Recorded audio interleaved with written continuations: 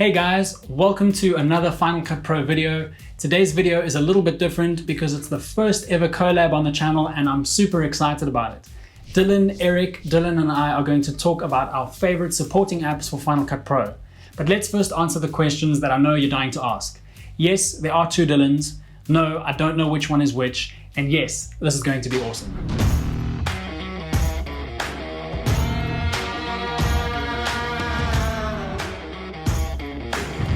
I'm so excited about this collaboration because these guys are super talented creators with amazing content on Final Cut Pro, motion, filmmaking, and so much more. So if you don't already know who they are, by the end of this video you will, and if you like anything about this channel, you will love their channels. So make sure you go and subscribe to all three of them. Let's get into our favorite supporting apps for Final Cut Pro.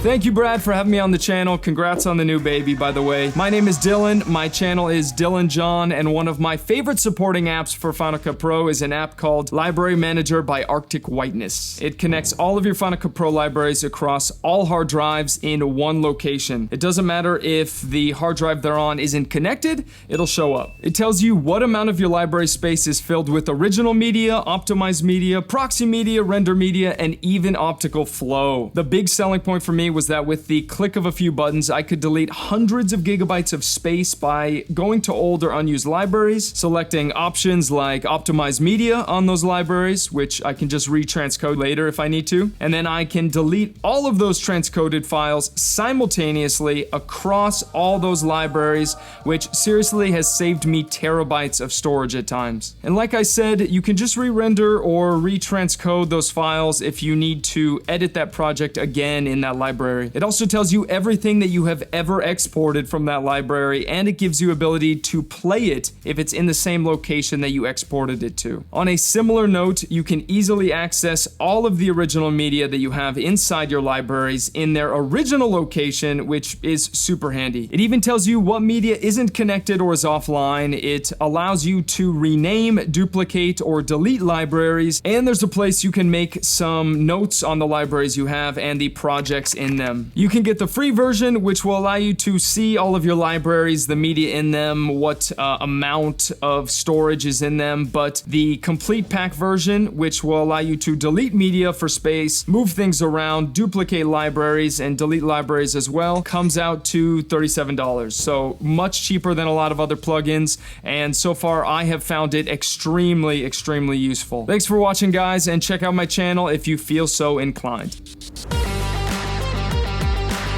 Hey friends, my name is Erik and Brad invited me to show you my favorite supporting app for Final Cut Pro. Thanks for the invitation, bro. Let's head right into that. So honestly, I don't use too much supporting apps for Final Cut Pro, but the one I definitely use is Motion. Motion is basically an animation tool from Apple which fits perfectly into Final Cut Pro. You can create your own text, effects, transitions for Final Cut Pro or animate logos and stuff like that. The clue here is that you have way more control over the behavior of stuff like keyframes, and you can create motion in 3D spaces. Motion is a huge tool which comes as a surprisingly cheap price of $50. There are even plugins, they are way more expensive than that, so I highly recommend to check it out. Now unfortunately it's way too big to squeeze a tutorial of Motion in this little collaboration video, but if you guys are interested, definitely check out the channel of Dylan Bates, aka the Final Cut Pro, because this guy has some amazing motion tutorials on his channel. That's it from my side. Thanks for watching. Thanks, Brad. See you guys in the next one. Hey friends, my name is Dylan Bates. My channel name is The Final Cut Bro, and I am so excited to be with you today. So one of my favorite supporting apps for Final Cut Pro is this app called Haste, and it's completely free. It's from Digital Rebellion. It is a game changer when it comes to organizing your footage and just totally speeding up that process. Let's go ahead and open up Haste, and it greets you with this new project menu. We will work with that in just a little bit. Let's jump into templates, and we're gonna create a new template. We'll call this collab tutorial. There we go. And so now we can actually just create our folder structure in Finder. So let's go ahead and make a new folder.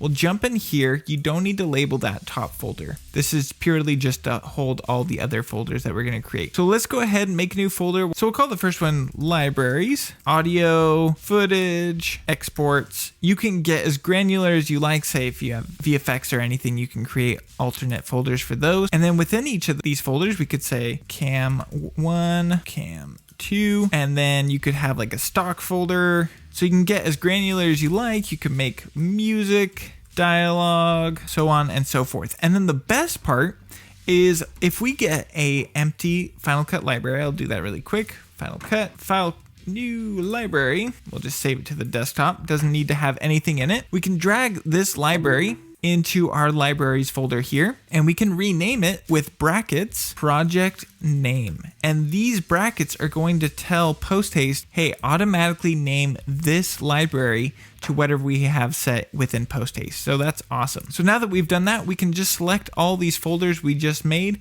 drag them into Posthaste in the template that we want. And now let's jump into the new project. So we've got the project number, which will be on 58 here. The project name can be tutorial. We don't need to bother with the date, and we don't need to bother with the editor. You can actually add in more parameters within preferences on this, so that's handy to know as well. So now if I push create project, this will ask me where I want to put it. We'll put it on the desktop for today, and we'll just call this the tutorial. Now, if I jump into that folder, if I get into the libraries, you'll see it's already created a library called tutorial. And we can even make another one, hot dogs.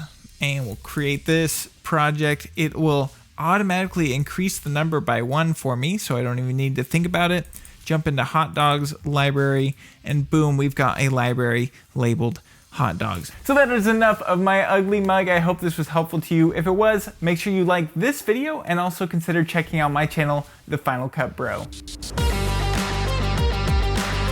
My personal favorite supporting app for Final Cut Pro is Command Post. Command Post is a free and open source app, and it allows you to add controls and features into Final Cut Pro. Command Post probably deserves a whole video of its own, but let me show you a few quick highlights of what it can do.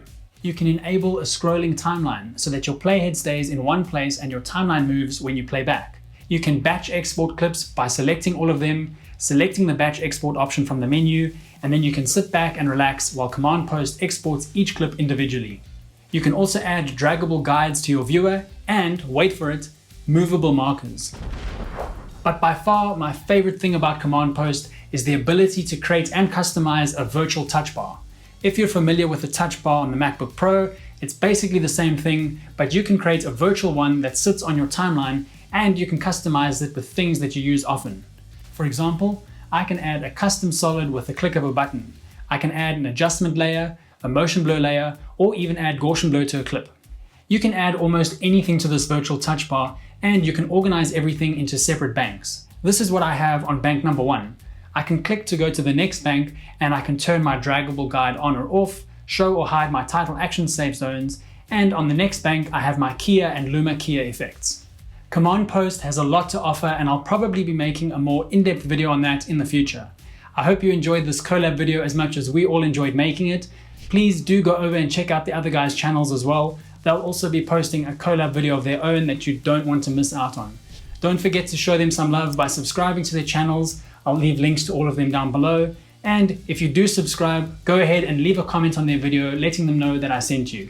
That's all for this video. I hope you enjoyed it, and I'll catch you in the next one.